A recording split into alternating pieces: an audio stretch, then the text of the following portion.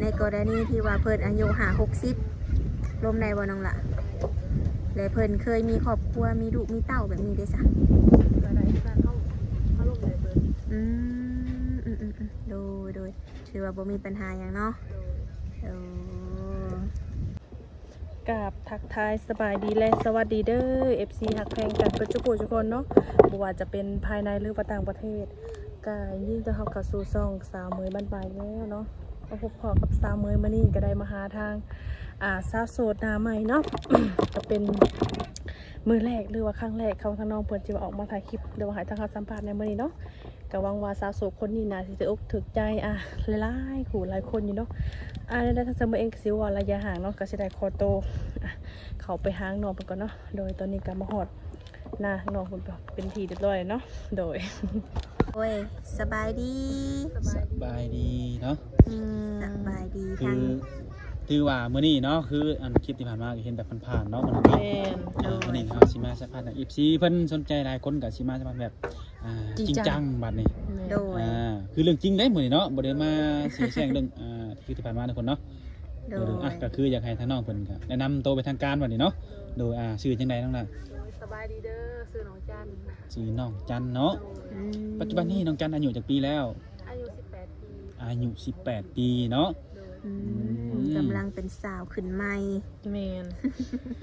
ผลงานคือคนดาน FC สนใจเพิ่นหลายเนาะให้คลิปเมื่อวานนี้ แม่น คลิปที่เราถ่าย FC เนาะ โดย เห็นน้องทางข้างๆทางน้องนนตา FC สนใจหลาย โดย เรื่องยังฮู้ว่าทางน้องนี่เป็นโสดบ่หรือว่ามีแฟนแล้ว โสด เป็นโสด แฟนโดย โอ้คำว่าโสดนี่ที่ผ่านมาได้จ้ะเคยมีครอบครัวมาก่อนบ่ โบยังไม่เคยมีครอบครัวแต่ว่าถ้าเรื่องลมบุบาเนี่ยพอมีอยู่แต่ว่าตอนเนี้ยเลิกแล้ว โดย อืม เคยคุยแบบทั่วๆไปแหละเนาะ โดย โดย FC มันก็สิได้ฮู้ก็สิได้เห็นจ๊ะๆมื้อนี้เนาะทุกคนเนาะ โดย โดยโสด100%บ่น้องละ โดย คือพร้อมโอลมผู้บ่าวเต็มร้อย โดย อยากลมผู้บ่าวทางไหนบัดนี้ ลมบุบาเข้าโบคัสเพราะทะลุเข้าลมเลย อืมผู้บ่าวฟังลาวฟังไทยต่างประเทศไรเบิด โดย โดยในเรื่องอายุเพิ่นเด้ อายุเข้ากับโบคัสนะเข้าลมเลยเบิด อืม คือการสื่อสารนี่เฮาบ่จำกัดอายุอยู่แล้วเนาะ โดย ขอแต่ว่าคนที่เข้ามานี่มันสิคุยกับเฮาเข้าใจหรือบ่ ถามว่าถึงแบบคนที่เขาได้เข้าคนที่เป็นผู้ใหญ่นะมีความเป็นผู้ใหญ่ อืม เข้าใจ อืมในกรณีที่ว่าเพิ่นอายุ60ล้มในบ่น้องละและเพิ่นเคยมีครอบครัวมีลูกมีเต้าแบบนี้ได้ซะ ก็ได้การเข้าลมเลยเบิด อืมโดยถือว่าบ่มีปัญหาหยังเนาะ โดย แต่อยากคัดเลยเนาะคือฟังเสียงปากเจ้าน้องคือบ่แม่นคนแถวนี้แมันบ่น้องเป็นคนแถวใดนะ เขาเป็นคนทางใต้ทางนาปง อ๋อ นาปงบางซี ทางปากเซ โดย อยู่บ้านนาปง โดย เป็นจังไดคือมาอยู่พี่น้องน่ะคือมาอยู่ซิโน ในซิโนมีบ้านเข้ามาอยู่ตรงไหนน้องบ้านพอเขา อ๋อ เพื่อนมาเยี่ยมเลย โอ้ แต่ก็พอดีได้มาพอกับหมู่ กับโมที่เมื่อวานนี้เนาะ โดยแต่มาแต่ไทยก็เลยมาแวะเล่นน้ำหมูเลย โอ้คือจุดประสงค์มาแต่ไทยมาตั้งใจมาหาหมู่บ่หรือว่าสิเมื่อบ้านต่อเนี่ย มีเวียก มีเวียก เป็นลำพูแม่แต่ก็มาแวะเล่นน้ำหมู โอ้แล้วมีแผนสิกลับไทยอีกบ่เนี่ย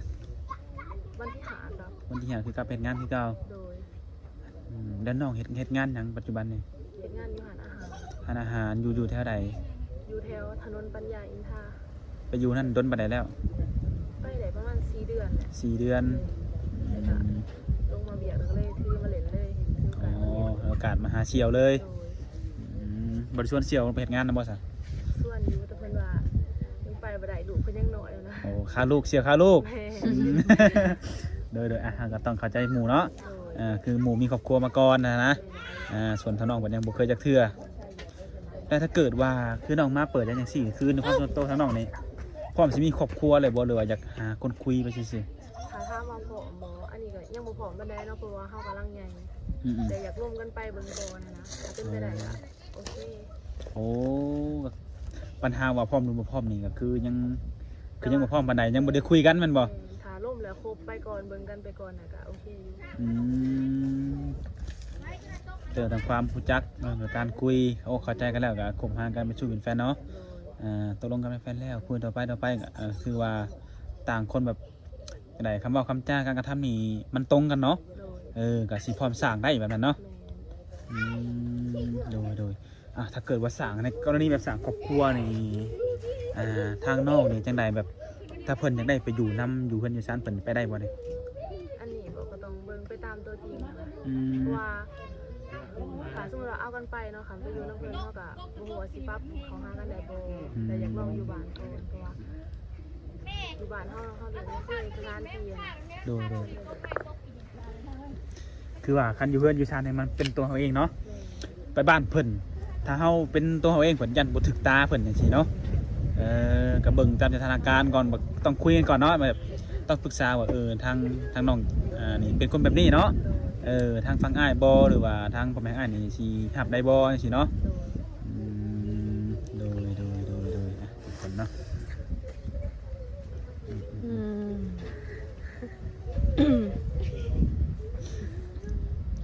คือว่าเนี่ยทุกคนเนาะหนุ่มๆคนใดที่ของใจกับคลิปเมื่อวานนี้คือน้องมาวันนี้เพิ่นเปิดใจไปทางการหลายคนก็สงสัยว่าทางน้องเพิ่นโสดบ่น้องข้างๆใส่เสื้อชีละใส่เสื้อลายวันนี่เนาะสนใจเด้เพิ่นโสดบ่เฮาก็ตอบบ่ได้ทุกคนมื้อนี้ก็สิมาให้เพิ่นตอบเป็นทางการคือตอบไว้คือเพิ่นโสด 100% บ่เคยมีครอบครัวเนาะก็คือน้องไปเฮ็ดงานจังซี่ถ้าเกิดว่าลงคลิปนี้แล้วเนาะถ้าเกิดว่าหนุ่มฝั่งไทยซะหรือว่าหนุ่มลาวเฮาไปงานอยู่ไทยจะมักฮักเลยก็อยากเจอตัวจริงน้องเลยสามารถไปเจอบ่อนเฮ็ดงานน้องได้บ่เนี่ย ได้ สะดวกอยู่เนาะ โดยสะดวกเพราะเพิ่นก็มีวันหยุดให้เด้ น้องหยุดวันใด เดือนหนึงเพิ่นหยุดให้4เทื่อเพิ่นสิจัดให้หยุดนะแต่ละมื้อ อ๋อ แต่ว่าหยุดวันเสาร์ก็มันผิดบ่ได้จันทร์ถึงศุกร์เฮาอยากหยุดได้เลย แสดงว่าเสาร์อาทิตย์ลูกค้าหลาย โดย เป็นวันสำคัญเนาะวันสำคัญของห้างดูก็ดีน้องน่ะเนาะมีวันหยุด4มื้อทุกคนต่อเดือนแม่นบ่ขออนุญาตถามไปเฮ็ดงานจังได๋เป็นจังไดงานหนักบ่ กับบ่นักเพราะว่าเฮาเป็นคนเคยเห็นงานหนักอยู่แล้วเนาะแบบนี้พอดีก็ไปครั้งแรกเองอยู่หันเลยก็บ่ได้เปลี่ยนเลย ก็คือ รู้สึกว่ามันก็บ่นัก โอเคแม่นบ่เพิ่นให้เงินเดือนหลายปานใด ไปเดือนแรกเพิ่นให้แต่ปัญหา 8,500 มันก็ขึ้นอยู่กับสภาพเลยว่าเฮาเฮ็ดงานเป็นไวบ่เฮาเข้าใจงานไวบ่เพิ่นจะขึ้นให้แต่ละเดือน แสดงว่าบ่ขึ้นเงินเดือนนี่ตามตัวเฮาแม่นบ่ โดย เฮาเป็นไวเฮาเก่งเฮาหลายอย่างเฮาเป็นบ่เนาะก็ขึ้นตามขายแฮงเฮาเนาะ มันขึ้นอยู่กับความสามารถเฮา อื ขึ้น ม ให้เรื่อยๆแต่ว่าเพิ่นขึ้นให้ผู้เดือน โอ้ เดือนละ500 โดย โอ้ถือว่าดีเนาะน้องหลานเนาะ เดือนละ500คือโอเคสุดเท่าไหร่สุดขาเท่าไหร่เร็วขึ้นเรื่อยๆบ่ ขึ้นคันว่าเป็นเด็กเสิร์ฟเนาะประมาณ1,500แม่15,000 15,000เนาะ โดย สูงสุดคือ15,000แม่นบ่ ถ้าเป็นแคชเชียร์ยังบอกกับประมาณ25,000 ป้า เต เต อ อ ร์ ร์ ใหญ่กับประมาณ30,000 อืมถือว่าหรือว่าเจ้หรือว่าเจ้าของห้างคนนี้เพิ่นขึ้นให้งานนี่ค่าเบิ่งจากลูกน้องเนาะ โดย เบิ่งจากการกระทำลูกน้องว่าผู้นี้ขึ้นเงินเดือนเป็นตาขึ้นเงินเดือนให้บ่หรือว่าบ่เป็นตาจังซี่เนาะลมแฮงแล้วทุกคนบัดนี้ โอ้ยต้องแรงแต่อันนี้เนาะ ไปเฮ็ดงานอยู่ฝั่งไทยอยู่นำเพิ่นนี่การกินอยู่เป็นจังได๋อยู่ฟรีกินฟรีบ่หรือว่าจังได๋ กินอยู่น้ำเพิ่นเบิดขึ้นก็เพิ่นเบิด อ๋อ มีแต่เขาใส่เครื่อง ส่วนตัว เครื่องส่วนตัวเลยค่ะ โดยถ้าเกิดว่าแบบว่าเดือนใดเดือนหนึ่งเฮาบ่มีความจำเป็นแบบใส่กับส่วนตัวนั่นครับเงินเต็มได้แม่นบ่ แม่น อืม เพิ่นสิตัดวิก2หรอกไอ้วันที่2กับวันที่10วันที่16เบิกเงินได้ โอ้ ค่ะ ดู วันที่16เขาก็เบิกได้แต่เงินเดือนออกนะแม่นวันที่2เดือนหนึง โดย ถือว่าโอเคเนาะ โดย พังที่น้องว่านี่ก็ถือว่าโอเคแหละโอเคนั่นงานเงินเดือนเฮานี่มันบ่ตายโตมันขึ้นไปเรื่อยๆเนาะตามความสามารถเฮาซองมาเพิ่นเฮาเบิดอยู่ฟรีกินฟรีบัดนี้รายจ่ายมันก็บ่หลายเนาะ โดย ถ้าว่าสิชิ้นเปลืองก็คือตัวเฮาเอง แม่น ถ้าเฮามีความอยากได้อย่างอื่นเฮาก็เปลืองเงินตัวนี้เนาะ โดย อืม โดย หาเงินหาคำจังซี่นี่คืออย่างนี้ส่งพ่อส่งแม่บ่หรือว่าเก็บออมเอาเองนี่ ส่งพ่อส่งแม่ ส่งพ่อส่งแม่บ่ อืมโดย คือตอนนี้เงินเดือนน้อง9,500น้องก็ส่งให้แม่เดือนหนึง7,000แต่ที่เหลือก็ใส่ เองเก็บแน่บ่นบ่ โดย ถือว่าส่งแฮมพ่อกับแม่ได้เนาะ โดย ว่าหลาย ใส่เองนี่ในหนึ่ง ก็โทษเลยคือทางน้องมีพี่น้องจักคนจ้ะ มีน้อง 2คนเฮาเป็นลูกโกก โอ้ ลูกสาวคนโต เป็นลูกสาวโอ้ โอ้ โดย ลูกสาวคนโตยังบ่ทันห่างกัน18เนาะแสดงว่าผู้น้อยยังเฮียนอยู่แม่นบ่ โดยแม่ โอ้แต่เจ้าคือเฮียนเนาะใช้เจ้านี่ เรียนหอดมหา บ่หาแล้วออกบ่ โดย อื โอ้ ม ก็ไปไทยเลย ออกก็ไปไทยเลยเนาะ อืม คือปับบายก็คือหาเงิน โดย มีจุดประสงค์อยากได้บ่ไปหาเงินนี่มีแนวอยากได้มีเฮาอยากสร้างบ่ นี่ คือหยังเนาะ อยากได้เพื่อน อยากได้เฮือน เป็นของตัวเองเนี่ย เป็นของตัวเองโอ้ อืมอยากได้เฮือนอยากได้รถเนาะ โดย คือจุดประสงค์ที่เฮาหรือว่าความฝันเฮาเนาะในการเฮาไปเงินอยู่ต่างประเทศจังซี่เนาะหรือว่าฝั่งไทยเพิ่นนั่นแหละอืมโดยอีกอย่างเฮาก็เป็นเอ้ยใหญ่ว่าซั่นซะเนาะ โดย มีน้องอยู่2คนหาเงินส่งพ่อส่งแม่แน่เก็บออมตัวเองแน่ โดย เอ้าถ้าเกิดว่าเพิ่นฮู้ว่าทางน้องเป็นคนแบบหาเงินหาคำจังซี่เนาะส่งบ้านส่งเมืองแบบและหนุ่มไทยมักฮักหรือว่าถึกสเปคในตัวน้องนี่นะอยากได้น้องนี่ไปช่วยแบบธุรกิจของเพิ่นและในฐานะเป็นผัวเป็นเมียจังซี่นะน้องก็พร้อมไปอยู่บ่ ก็ต้องเบิ่ง ต้องไปว่าจังว่าต้องได้คุยกันหั่นนะ แม่นเบิ่งใจกันก่อน อื ว่าม เขาสิทำในตัวน้องได้บ่น้องสิทำในตัวเขาได้บ่ โอ้ คนเรานิสัยบ่คือกันเนาะบางที โดย บางทีน้องเป็นคนนิสัยหนึงเขาเป็นคนนิสัยหนึงแล้วมันเข้ากันบ่ได้มันก็อยู่ร่วมกันยาก แม่น ง่ายๆคือทั้งสองคนเนาะเนาะ โดย ต้องทำกันได้อันนี้ใช้ใจคอมันสิตรงกันบ่เนาะ ว่ามีเหตุผลนะ แม่นคือความหมายเฮามาเปิดสู่สีมาตีความไปได้เอาได้สิมันบ่ตรงเนาะตัวนี้เนาะความจริงก็คือเฮาต้องได้ร่วมกันก่อนคือว่าแหละแม่นถูกต้องน้องว่ามามีผลมาทุกคนเนาะ โดย แต่ในการเบิ่งโอลมแบบพูดคุยใช่นั่นน่ะสำหรับตัวน้องนี่ถ้าว่าได้คบหาใครหนึ่งเป็นแฟนเนาะ โดย ก่อนสิมาเป็นผัวเป็นเมียน้องสิเบิ่งกันดนบ่ ก็น้องน่ะเป็นคนที่แบบมักคนที่เป็นผู้ใหญ่แล้วก็ซัพพอร์ตเฮานั่นแหละ อืม แต่ว่าบ่จู่จี้จุกจิกจังซี่ก็ โด คือแบบ ย ต่างคนต่างผู้ใหญ่ใส่กันน่ะนะ โด โด ย ย เข้าใจกันจังซี่น้องก็โอเคแหละ โอเคเลยเห็นบ่วันว่าเวลาบ่เกี่ยว อืม คุยกันเขาเข้าใจเนาะแล้วแต่สิตกลงกันตัวนี้เนาะ โดย อืมโดยสำหรับนี่คือหนุ่มโสุดแล้วถ้าน้องมีสเปคตายตัวอยู่บ่แบบผู้ชายที่มักนี่นะ ก็บ่โหได้ บ่มีแมันบ่ มาคนรอแล้วก็ อืม มาคนรอแต่ว่ามาคนที่เข้าใจเฮาร อรวยบ่เกี่ยว โดย เนาะ แม่น ข้อใส่เข้าอกเข้าใจเฮาเนาะหรือว่าใส่ใจเทคแคร์ทั้งตัวเฮาเนาะ โดย ตัวนี้มันสิมีความสุขกว่าอันรวยหล่อได้เนาะบางทีหล่อบ่เจ้าสู้รวยเพิ่นลิ้นเก่งจังซี่เนาะ โดย อันนี้ก็คือตีความหมายเป็นบางส่วนบ่ได้รวมว่าหมดทุกคนเนาะ โดย แต่คือน้องคือว่าน้องเพิ่นเน้นแต่คนที่เข้าอกเข้าใจหรือว่าเข้ากันได้เนาะ อื คน ม รู้มันจังซี่นะ ดุมันขยันคือน้องเพิ่นนี่แหละเอาว่าซั่นซะ เนาะคือน้องเพิ่นก็หาเงินหาคำทุกคนมื้อนี้ที่บ้านน้องเฮ็ดนาอยู่บ่แต่ละปี เฮ็ด อืม เฮ็ดทุกปีว่าน้องหลั ใครเฮ็ดอยู่ทุกมื้อนี่ แม่พ่อกับแม่ โอ้เพิ่นอายุหลายบ่ได้พอกับแม่นี่ แม่อายุประมาณ32พ่อประมาณ38 39แล้ว โอ้เพิ่นก็ถือว่ายังอยู่ไว้อันไว้หนุ่มอยู่เนาะ โดย อื อื ม มโดย คือว่าอายุยังบ่ได้ แต่ทางพ่อเพิ่นบ่ได้เว้าบ่ว่าเมื่อใดเด้สิมีลูกเคยให้พ่อให้แม่นี่ พ่อนะว่าท่านบอกตัวแม่น่ะบอก แม่เว้าแล้วเออ ทางครอบครัวกับพ่อมีอยู่แต่ว่าน้องเองยังแบบยังหาแบบว่า คนที่เขาเข้ามาเขาแบบว่า ก็คือน้องเราะเป็นคนที่แบบเฮ็ดเวียกร้ายเป็นคนที่ถูกอย่างกันนะอะไรกัน โดย เขาสิอยู่น้ำเขาได้บ่การกินอยู่แล้วก็แบบสภาพแวดล้อมอิหยังจังซี่คันว่าเขาอยู่ได้อยู่ว่าอยู่สภาพไม่เป็นเราเป็นแบบนี้ โอ้เอาง่ายๆคือการที่น้องเปิดใจหาคู่รอบนี้เนาะบ่ว่าสิรวยหล่อรวยหยังแล้วแต่เนาะบ่เกี่ยวตัวนี้เนาะขอคนที่หับน้องได้บ่ว่าสิเป็นเรื่องเวียกงานเฮือนซานเนาะหรือคือน้องเป็นคนขยันหยังก็แล้วแต่ขอแต่หับน้องได้เนาะอยู่นำกันแล้วมีความสุขเนาะเวลาเว้าจาก็ให้เข้าใจกันว่าซั่นๆเนาะบ่อยากแบบใส่อารมณ์แบบคนเดียวเนาะโอ้ทุกคนเนาะถือว่าหายากเนาะผู้หญิงแบบนี้ทุกคนเนาะคือเพิ่นแบบถ้าว่าหนุ่มคนนั้นแบบคนที่เขาอกเข้าใจกับน้องแล้วเพิ่นนี่ค่อนข้างแบบจะบ่ค่อยมีนะแบบอาจจะทุกข์ยากคือกันแหละเพิ่นสิมาแบบจับมือกันสร้างสาไปนำกันนี่น้องโอเคอยู่บ่โอเคเนาะ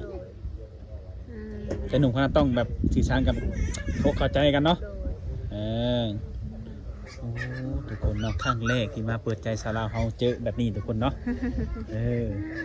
เบิ่งน้องทรงสีเรียบเป็นคนแบบเรียบๆง่ายๆเนาะเรียบร้อยทาง FC มันก็เบิ่งออกได้เพิ่นว่าน้องนี่คือสิเป็นแบบเป็นแม่สีเดือนได้ดีเพิ่นว่า เพราะเรื่องแม่ซีเรียนนี่เฮ็ดเป็นมาทุกอย่างบ่มีงานเฮ็ดชาน ก็พอเป็นพวกข้าวผัดข้าวหลามก็เป็นบางอย่างล้างถ้วยล้างจานก็เป็นหนึ่งเขาก็เป็น ครับแต่เรื่องกับข้าวคือว่ามันมีหลายเมนูเนาะอ่า บางอย่าง โดยเฮาก็เฮ็ดเป็นตามที่เฮ็ดคือว่าหลายเมนูนี่เชื่อหลดหลายคนบ่เป็นหมดทุกอย่างดอก โดย มันมีหลายเมนูการที่อยู่ให้กินแต่คือทางนอกนี่เป็นคนทางใต้เนาะโดยอาหารภาคใต้นี่คือสิเป็นหมดแม่นบ่แต่อาหารภาคใต้แบบแถวใต้แถวบ้านของเมืองเขาเนาะสำหรับผู้ใดจะเป็นเคยยังก็สาวลาวใต้เนาะคือกับเพลงของท้องมาหั่นแหละเนาะ ก้าวว่าทางนอกนี่สิบ่เป็นคือเพลงกันนะสาวลาวใต้อันนั้นก็ทางกรุงไทยยังคือว่าสักอย่างแหละเนาะโดย โดย น้องก็เป็นเคสแรกครั้งแรกเนาะที่มาเปิดใจชาวลาวอยู่ฝั่งใต้ทุกคนมานี่ก็จุดประสงค์คือกรณีเพิ่นก็มาหาเชียวเพิ่นนั่นแหละหาเชียวเพิ่นก็บ่แม่นเพิ่นใกล้คือน้องนนตานั่นเองเนาะที่ออกคลิปไปนำกันใหม่ๆในวันหมาดแล้วทุกคน โดย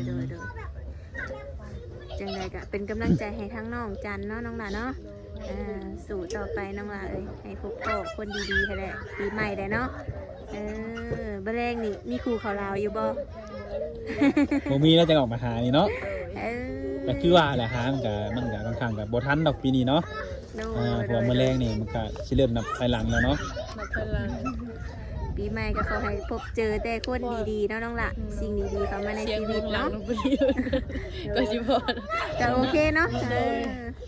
คือว่าแหละก็เป็นกำลังใจให้ทุกคนเนาะก็ขอบคุณผู้ที่เข้ามาเบิ่งกันเนาะถ้าเกิดว่าเบิ่งแล้วบ่มักบ่ฮักบ่ถือสเปคก็อย่างน้อยก็ฝากกดไลค์กดแชร์ให้เนาะเพื่อให้น้องเพิ่นได้ออกไปโซเชียลหลายๆกับหนุ่มๆหลายคนก็สิเห็นนะ